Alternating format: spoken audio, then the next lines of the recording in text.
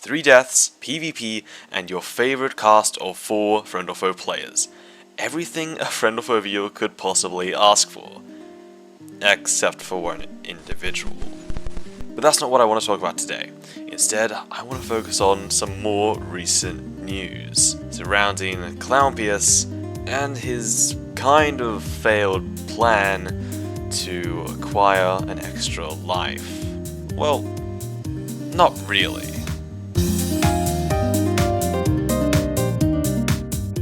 We have to go a couple episodes back to an earlier point in the series where we witnessed the deal that made SB-77 immortal from Clownpius. And despite this controversial deal, Clownpius took the offer. Now there were some flaws and this may not have been the greatest decision, but it quickly became apparent to Clown that this deal was no longer going to last a long time. This was only going to be a short-term contract.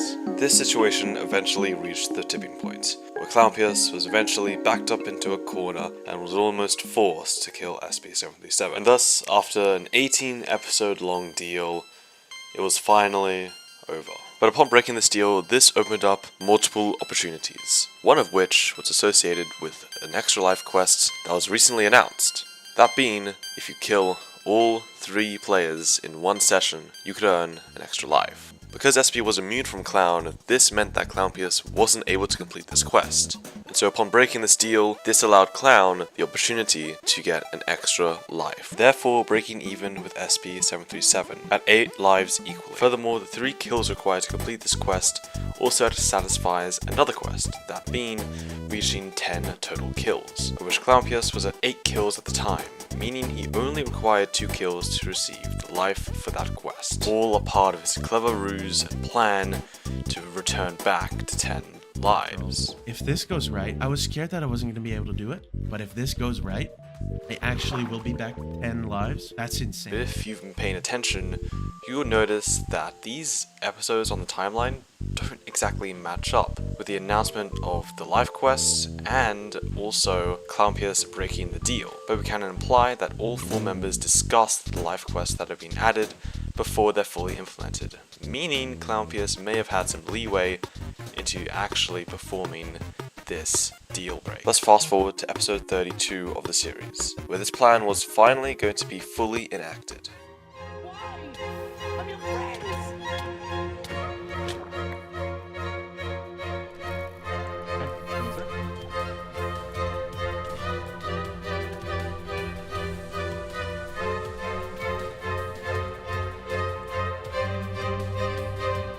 Okay, it's going down again.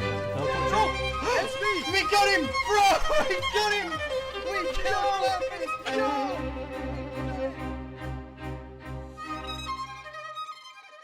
So he failed. A setup so perfectly planned out. Yet, there's something that we forget about this server. It's Friend or Foe. There is always going to be manipulation and deception. No one is safe. No one is truly your friend or your foe. We even see a little bit of this manipulation and deception from Clown's side, that being the unexpected abolishment of Clownpius and Quiff's alliance. Yes, they are having a bit of a fight, but I don't know what it means. I don't want to... Are they going all out? I don't know.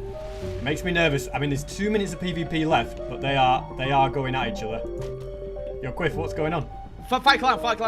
I'm fighting him. I've burnt a lot of his resources.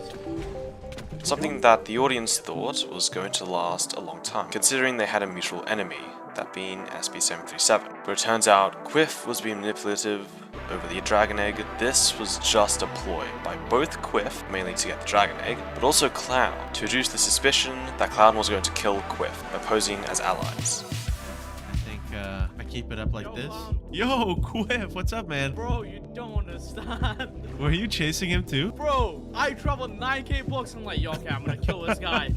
I'm only getting started on my revenge, bro. This guy's been chasing me around for like 10 episodes, something like that. Alright, bye-bye. Actually, you can use my portal if you want. It's to the nether room.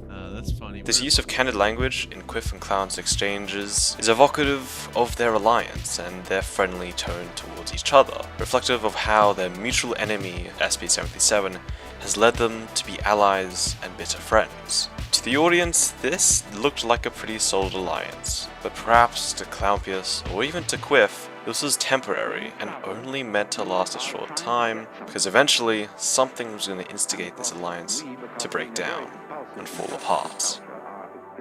So who was going to strike first? You guessed it, Clownpius. And although Clownpius dying was a major setback, we do know that Clown has tons of extra gear that he's gotten from killing the other members previously. The accumulation of all this gear is enough to suffice for Clownpius going after the other 3 members again in the following episode. Although the one major vice of this entire plan is the 3 members banding together to form one huge alliance, which is exactly what we witness in the latest episode 33. What's going on, guys? Quiff, break the news to him. We're gonna kill Clownpius again. Again. Well, I was thinking the same thing. We're gonna have to rally together. This time? And from the looks of it, it doesn't seem like Clownpius is going to get any more breaks. This is it. A deal is brought up between the 3 other members to allow SB to complete the 10 kills quest, while Clownpius simultaneously acquires 2 lives from completing the 10 kills quest and the previously mentioned eliminating 3 players in 1 session extra life quest. And from the looks of it, it seems like Clownpius is not slowing down. And although this may not be the smartest move considering he's going to be hunted down, this pressure to eliminate Clownpius, given his now shattered position, is almost going to force Clownpius to have to complete these 2 quests, meaning he either completes both quests or he dies trying, which may ultimately determine the direction of the series. Lastly, I do want to cover something else. One of the overarching themes that we see in all of the fights in Friend or Foe involves some sort of awareness of the environment that they're fighting in. This could be taken as the use of dolphins to swim faster in water. You missed something, SB. You missed the dolphin in the water. The lack of Death Strider slowing a person down, or even the use of the land and environment to inflict damage or slow down your opponent. Not quick. Break the bridge behind me. That's honestly smart. At least, if anything, that slows him down. So we get to the top of that.